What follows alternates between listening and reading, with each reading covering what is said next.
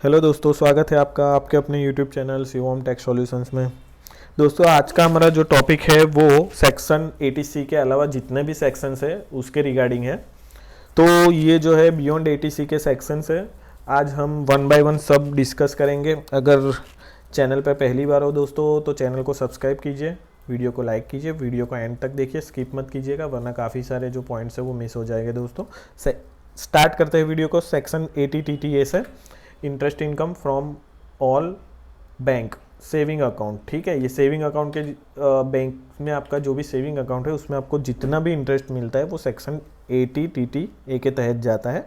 और 10,000 के ऊपर का जो भी इंटरेस्ट होगा, यहाँ पे लिमिट लिखी है मैंने, तो 10,000 के ऊपर का जो भी इंटरेस्ट होगा वो टैक्सेबल होगा। बाकी का जो है वो 80TTA में आपको बाद मिलेगा दोस्तों। अगर यही चीज़ अगर सीनियर सिटीजन के केस में देखने जाए 80TTB, तो उसमें जो लिमिट है वो 50,000 की है दोस्तों। सपोज़ मान लीजिए दोस्तों, एक इंपॉर्टेंट चीज़ आपको यहाँ पे बताना चाहता हूँ कि अगर आपका इनकम 10 लाख है तो ये सिनेरियो कैसा रहेगा। 10 लाख की इनकम और आपके पास एक एफडी है जिसमें आपको 50,000 का इंटरेस्ट मिल रहा है दोस्तों सालाना। तो अभी हम इसका कैलकुलेशन देखेंगे दोस्तों। आपको 50,000 जो है वो इंटरेस्ट मिल रहा है, बैंक ने आपका ऑलरेडी 10% के हिसाब से TDS डिडक्ट कर लिया है।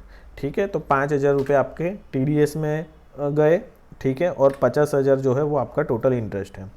अब सपोज मान लीजिए कि आप 10 लाख के ऊपर के क्राइटेरिया में आते हैं, आपका इनकम जो है, तो आपका ये एफडी पे जो है दोस्तों वो कितना टैक्स लगेगा। 10% के ऊपर का स्लैब कितना है, 30%।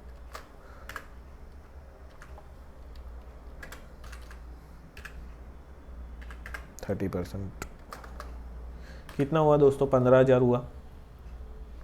तो आप सोचिए, अगर आपके पास 10 लाख का आपका इनकम है, ठीक है, सैलरी का, और उसके ऊपर आपके पास एक एफडी है जिसका आपको सालाना 50,000 रुपये का ब्याज मिल रहा है, इंटरेस्ट मिल रहा है, तो 5,000 तो वैसे ही TDS में गए, और ऊपर से आपको दोस्तों 15,000 पे करने का आएगा दोस्तों। 30% मतलब, चलो मान लीजिए सपोज आपने 5,000 तो यहाँ से चले गए, 30% मतलब ये जो है वो आपको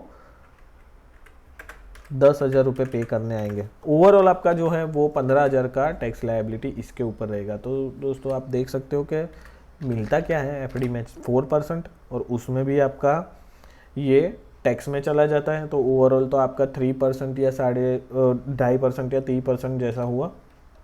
तो कहने का मतलब ये है दोस्तों, अगर आपका एफडी है और आप एक सैलराइड एम्प्लॉय हो और आपका इनकम अगर 10 लाख से ज़्यादा है तो अपने नाम पे कोई एफडी मत रखिए, ट्रांसफ़र कर दीजिए। ठीक है, अपनी वाइफ के नाम पे, बच्चों के नाम पे हो सके तो, या फिर माता पिता के नाम पे, पेरेंट्स के नाम पे।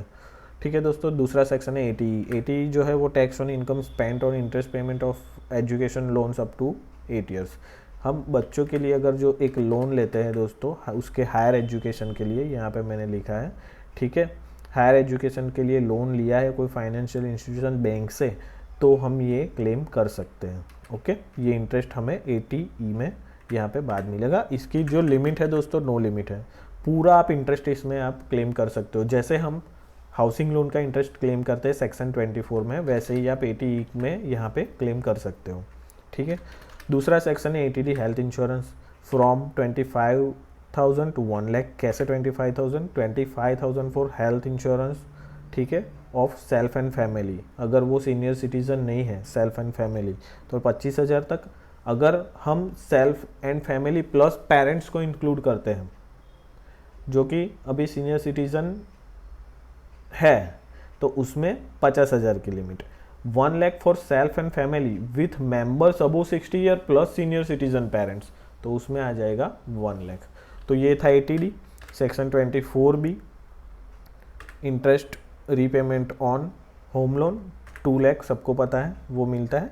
Section 80EEA interest repayment on home loan for first time buyer, ये अलग सेक्शन है दोस्तों सेक्शन 24 के अलावा। तो अगर आपने 1 अप्रैल 2019 से 31 मार्च 2022 तक अगर आपने कोई प्रॉपर्टी परचेस की है, तो आपको 2 लाख के अलावा भी सेक्शन 80EEA में 1.5 लाख का बेनिफिट मिलेगा दोस्तों। कैसे मिलेगा? तो उसकी कुछ शर्तें हैं। ठीक है, क्या है? तो फर्स्ट है कि घर का जो स्टैम्प वैल्यू है 45 लाख रुपए से ज़्यादा नहीं होना चाहिए। ठीक है, और होम लोन मैंने बोला 1 अप्रैल से 31 मार्च 1 अप्रैल 2019 से 31 मार्च 2022 के बीच में लिया होना चाहिए। उसका कारपेट एरिया 60 स्क्वायर मीटर या 645 स्क्वायर यार्ड होना चाहिए, जो कि मेट्रो सिटीज़ के लिए है। ओके, तो दूसरा सेक्शन है दोस्तों ATEEB। ये नया सेक्शन इंट्रोड्यूस किया है, tax deduction on electric vehicles. उसमें आपको 1.5 लाख की लिमिट आपको मिलती है दोस्तों। इंटरेस्ट ये क्या है, अगर आप इलेक्ट्रिक व्हीकल परचेस करते हो, उसका जो अगर जैसे ही होम लोन लिया है वैसे ही इसका लोन लिया है, और उसका जो इंटरेस्ट आपको मिलता है, आप पे करते हो, मतलब जो इंटरेस्ट, वो आपको यहाँ पे पूरा डिडक्शन मिलता है उसका। तो यहाँ पे व्हीकल एक्ट है, इलेक्ट्रिक व्हीकल, ठीक है, 1.5 लाख। ओके, ये आपने मैंने हिंदी में सब लिखा हुआ है यहाँ पे। ओके, आप पढ़ लीजिएगा एक बार, आपको सब पता चल जाएगा, देख लीजिएगा। मैं अभी इसको होल्ड करता हूँ तो प्रॉपर आपको ये दिख जाए। सिर्फ ये इंडिविजुअल के लिए है, ठीक है दोस्तों।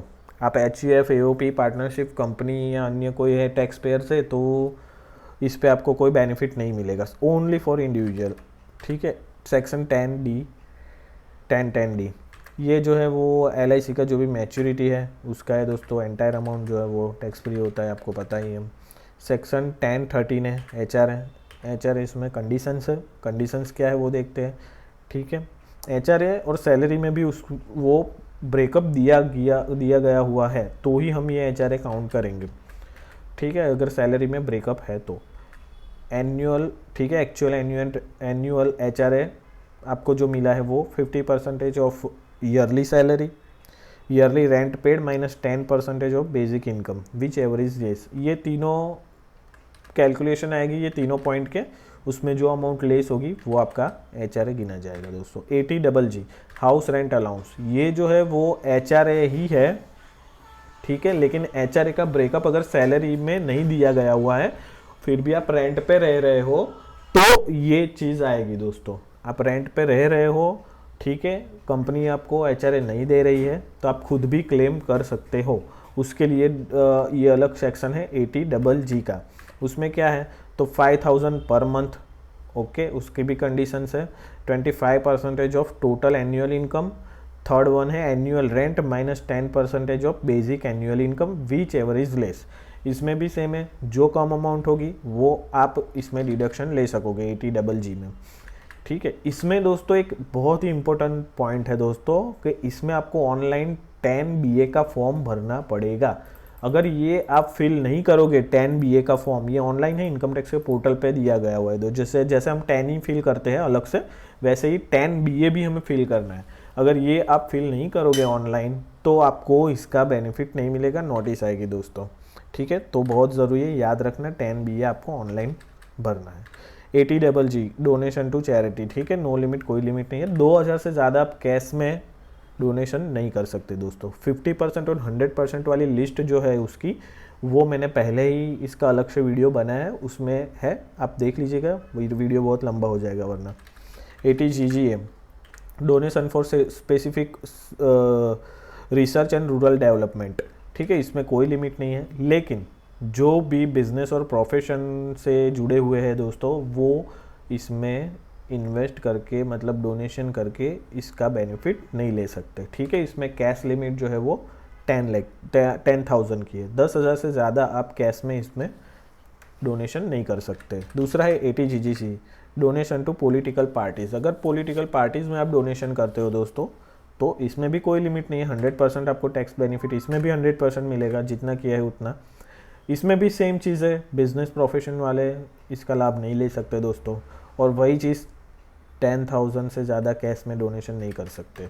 दूसरा सेक्शन है ATDD treatment of disabled person, ठीक है। अगर आपके घर पे कोई भी, आपके माता पिता, भाई बहन, कोई भी बच्चे, कोई भी जिसका कुछ डिसेबिलिटी है दोस्तों, 40% 80% जैसा डिसेबिलिटी है, तो उसमें 75,000 मिलेगा, और 80% से ज़्यादा डिसेबल है पर्सन, तो 1,25,000 मिलेगा दोस्तों, ठीक है।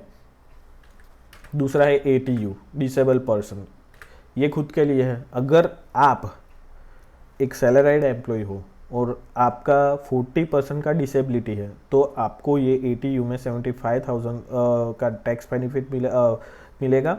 दूसरा जो है वो, अगर आपका डिसेबिलिटी 80% से ज़्यादा है, ठीक है, आप गंभीर मतलब विकलांग हो, तो आप 1,25,000 क्लेम कर सकते हो दोस्तों। उसमें आपको डिसेबिलिटी सर्टिफिकेट देना ज़रूरी है, ठीक है। तो ये ATU है। दूसरा है ATDDB मेडिकल अलाइमेंट्स, ठीक है। इसमें मेडिकल एक्सपेंडिचर कौन से आपको यहाँ पे मिलेंगे, तो वो मैंने यहाँ पे लिस्ट दे दिया है, जैसे कि कैंसर, एड्स है, ठीक है, ये सब जो भी बीमारी है उसके अंदर ये ATDDB मेडिकल ट्रीटमेंट जो है उसमें आपको बेनिफिट मिलेगा। अगर 60 से कम है एज तो 40,000 का आपको टैक्स बेनिफिट मिलेगा, और अगर सीनियर सिटीज़न है कोई तो 1 लाख मिलेगा। इसमें कोई भी हो सकता है, माता पिता, भाई बहन, बच्चे। अगर उनकी एज जो है 60 से कम है दोस्तों तो उसको 40,000 का टैक्स बेनिफिट मिलेगा, वो क्लेम कर पाएगा। अगर वो सीनियर सिटीज़न में आते हैं तो 1 लाख, अप टू 1 लाख तक हम क्लेम कर सकते हैं। ATCCD 1B national pension scheme, सबको पता है, टैक्स सेविंग विद NPS, उसमें 50,000 का टैक्स बेनिफिट आपको मिलेगा। तो ये थे सेक्शंस पूरे, आप देख लीजिए एक बार दोस्तों। ये जो सेक्शंस है इसमें हमें इस तरीके से टैक्स बेनिफिट मिलेगा। तो दोस्तों वीडियो अच्छा लगा है तो लाइक कीजिए, चैनल पे पहली बार है तो चैनल को सब्सक्राइब कीजिए, शेयर कीजिए वीडियो को। मिलते हैं ऐसे ही अच्छे वीडियो में नेक्स्ट, तब तक के लिए बाय दोस्तों।